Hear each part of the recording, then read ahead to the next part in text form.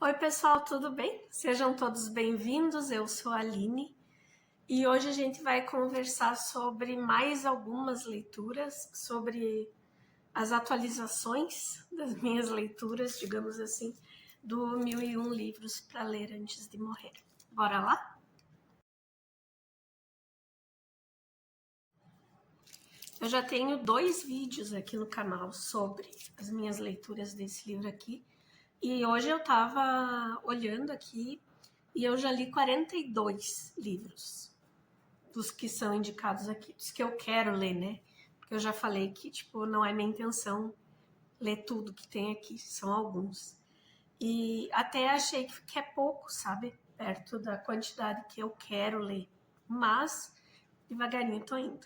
Então, hoje eu vou falar para vocês quais foram os livros que eu li do século XIX. Então, hoje a gente encerra aqui as minhas leituras do século XIX, que estão indicadas aqui, tá? O primeiro que eu vou mostrar para vocês, que eu terminei de ler agora, em novembro, é O Asno de Ouro, do Apuleio, que ele foi escrito no século II depois de Cristo, né? É um livro escrito por um autor romano, e a primeira edição dele, que a gente tem notícia, é de 1469. Aqui a gente vai ter a história de um homem, o Lúcio, que ele está peregrinando e ele vai parar numa cidade que é muito conhecida pela magia. E nessa cidade ele vai conhecer literalmente uma bruxa. E essa bruxa vai tentar fazer com que ele se transforme num pássaro, em alguma coisa assim. E ele acaba se transformando num burro. E como burro, ele vai sofrer diversos malfeitos e diversas aventuras também.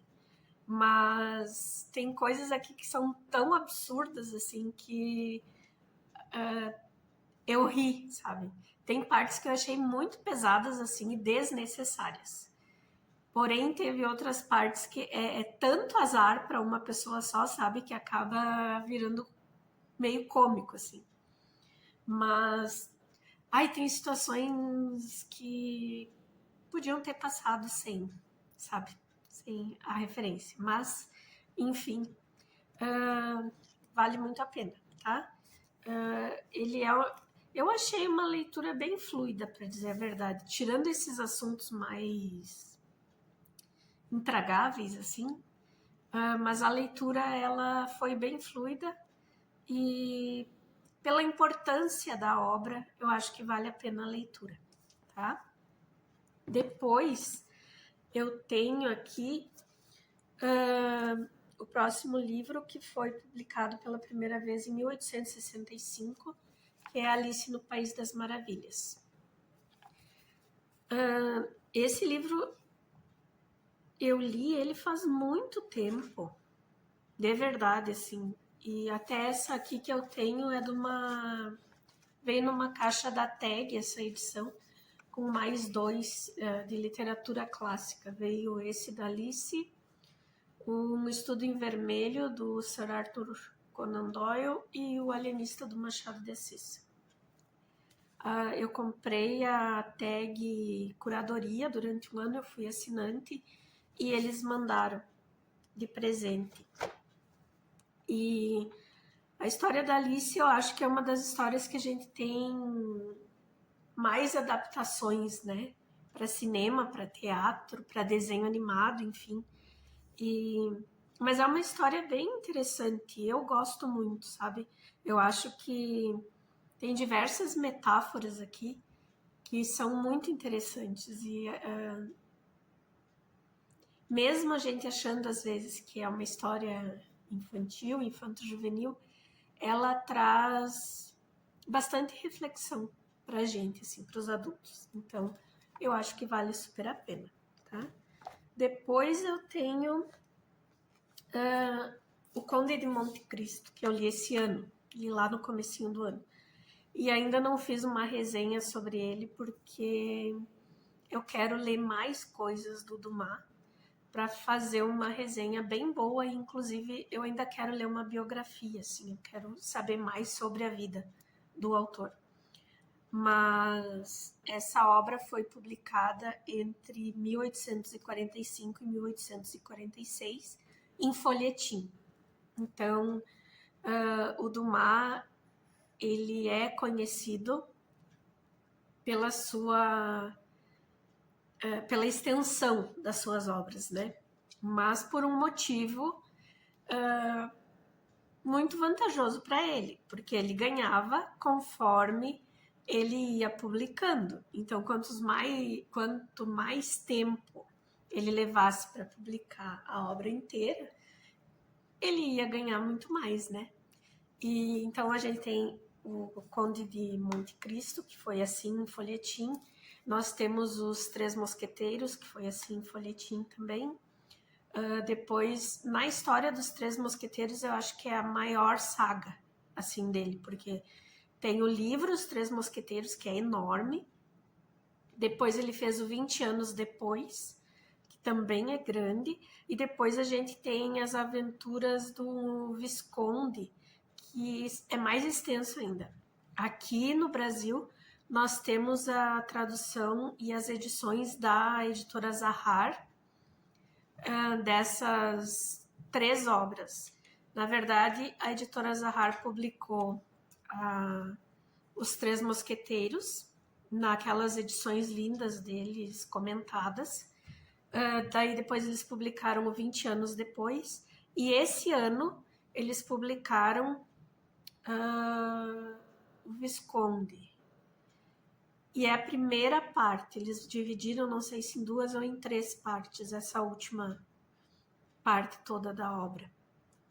Mas, enfim, o Alexandre Dumas ganhou muito dinheiro assim, né? Como folhetim. Então, as histórias dele são, tipo, novelas, assim. Porque tu quer saber mais e é difícil de parar de ler, sabe? É uma coisa que te envolve muito, assim.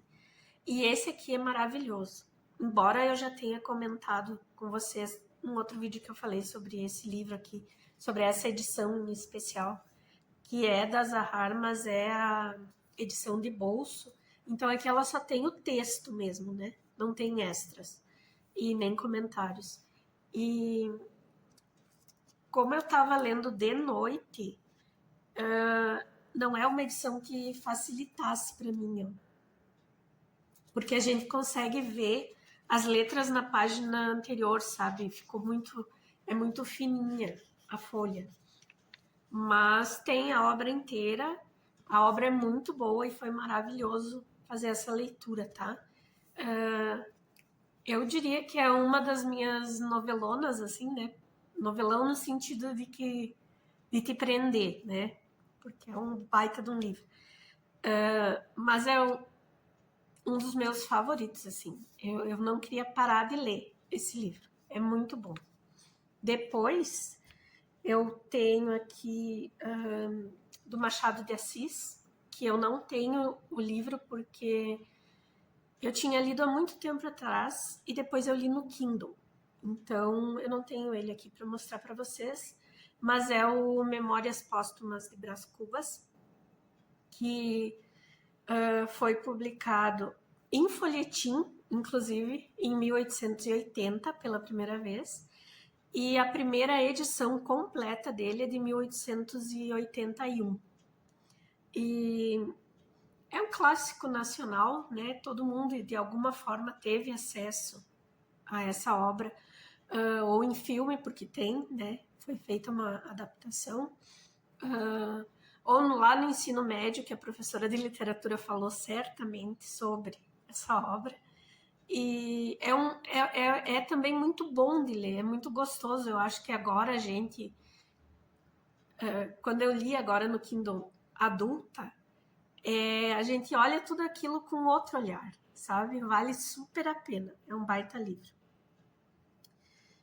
Depois eu tenho aqui uma obra que foi publicada pela primeira vez em 1866, que é o Vulgo Médico e o Monstro, né? O nome é O Estranho Caso do Dr.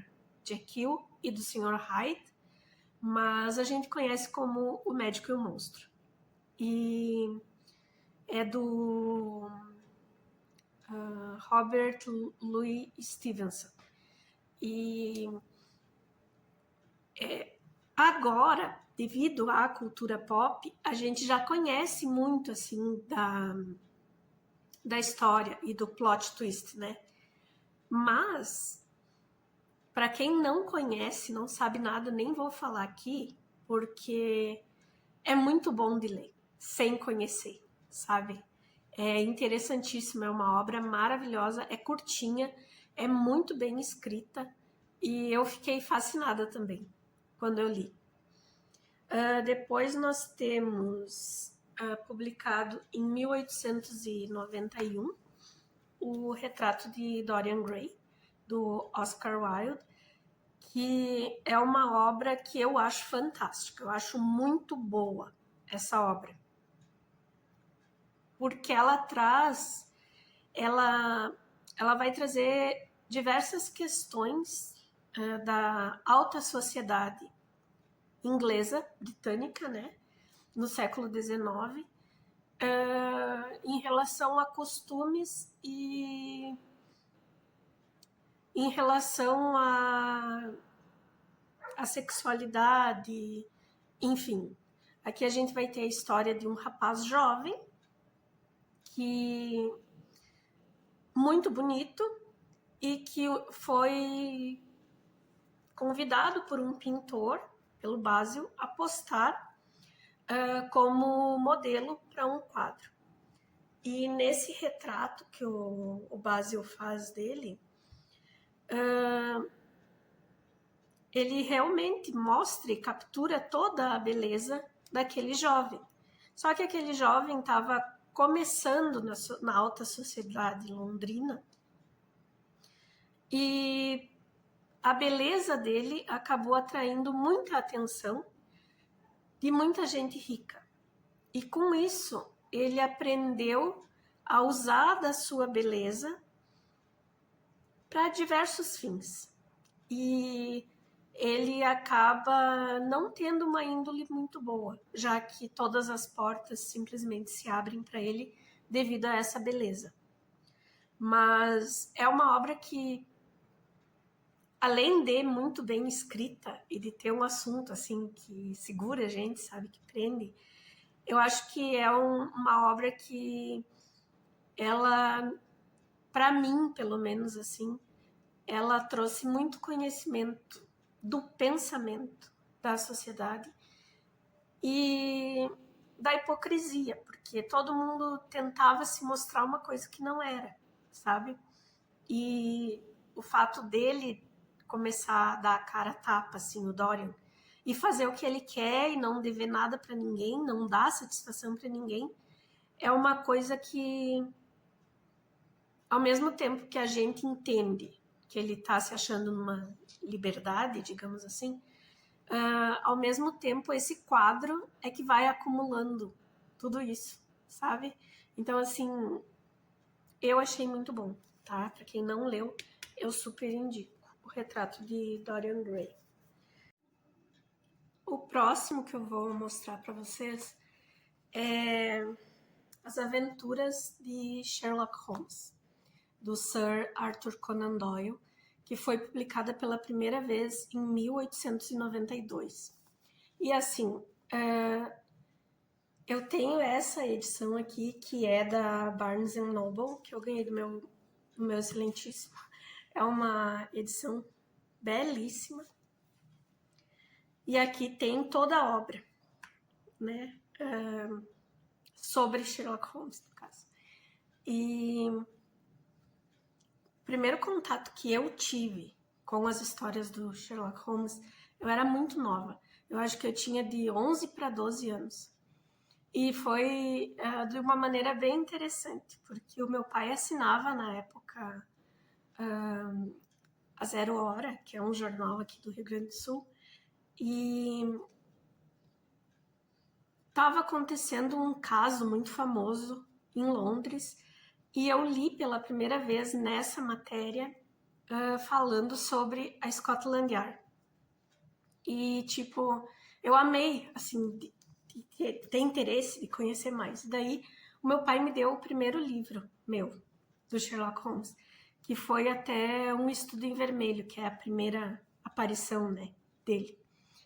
E eu amei tanto que depois a gente ganhou um jogo que se chama Scotland Yard e que tem casos do Sherlock Holmes pra gente decifrar.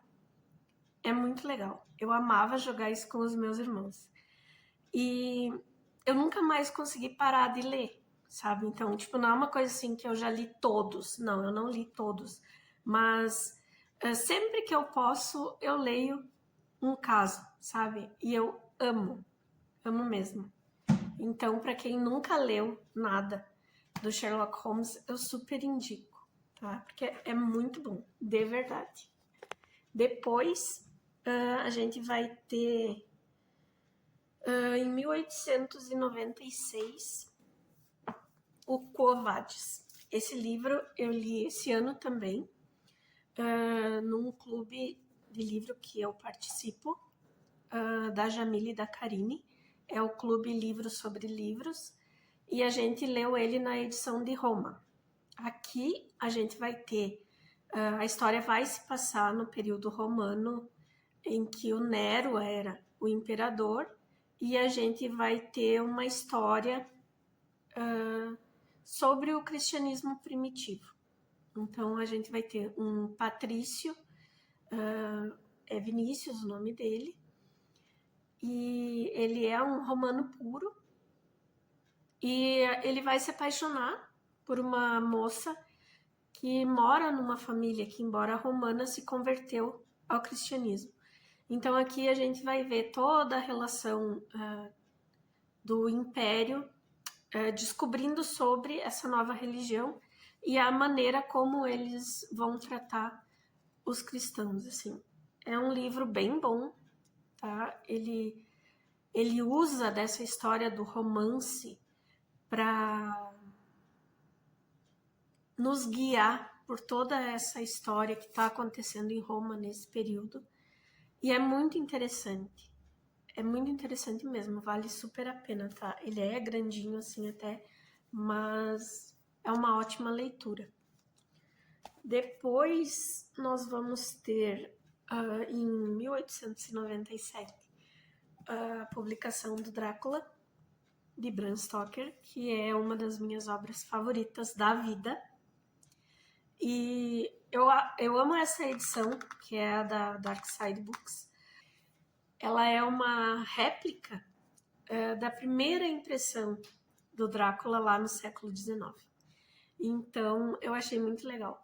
Além disso, aqui a gente tem o texto do Drácula na íntegra e também a gente tem um conto que é o Hóspede de Drácula. E diversas informações também sobre a obra, tá? Então, vale super a pena. O Drácula, ele é um personagem que acabou caindo no nosso... na cultura pop, de maneira que a gente tem uma visão meio coletiva, assim, né? De que ele é esse sedutor. E a gente mistura meio que muitos vampiros devido às adaptações cinematográficas, principalmente. Mas aqui a gente não vai ver romance do Drácula. A gente vai ver romance do Jonathan com a Mina, dos enamorados pela Lucy, enfim. Mas o Drácula, ele é um monstro nessa obra. Ele não tem nada de sedutor, nada de bonito, nada de galante. Ele é um monstro. E como essa obra ela é contada para nós através de cartas, de entradas em diário, de jornais, de recortes de notícias da época, enfim, a gente vai conhecendo toda essa história através dos outros personagens, que em algum momento vão identificar esse inimigo e vão tentar caçá-lo mesmo, sabe? É fantástico. Se você ainda não leu, se faça um favor e leia. Não é um terror muito aterrorizante, não é, mas ele traz essa ideia de um monstro sem humanidade, sabe? Ele é só um monstro, ele é um nobre da Romênia que quer se mudar para Londres para ter mais gente para matar, para comer sangue. É isso, para se alimentar do sangue. É isso, beber sangue, né? Não comer. Mas enfim, é isso, tá? Mas vale super a pena porque ele é muito bem escrito. Eu acho fantástico. Para mim é um dos melhores livros. Fica aqui a dica. E por último a gente vai ter o Dom Casmurro, do Machado de Assis, que foi publicado pela primeira vez em 1899. Eu li também faz muito tempo, quero fazer uma releitura, mas daí ele andou entrando num hype assim, né, ultimamente, e eu tinha outras coisas para ler e não consegui fazer ainda essa releitura, mas em breve farei. Hoje são essas 10 obras que eu queria mostrar para vocês, que eu já li, e com essas eu concluo com vocês as obras que eu li do século XIX, tá? Tem um outro vídeo já que eu postei há uns 2 meses, eu acho, que tem 10 obras e agora tem mais 10. Conforme eu for lendo, eu venho aqui também e vou atualizando com vocês, tá bom? Então, muito obrigada por ficarem comigo até agora. Se vocês estão gostando dos meus vídeos, por favor, deixem aí um like para mim. Se inscrevam no canal. Tem bastante gente chegando, eu tô bem feliz porque eu fiz o canal assim, de verdade, sem pretensão. Mas se eu tô conseguindo levar mais livros e levar mais intenção de leitura para vocês, me faz muito feliz. Tô cumprindo o meu papel, tá? Muito obrigada por tudo, por ficarem comigo até aqui. Beijos e até a próxima. Tchau, tchau.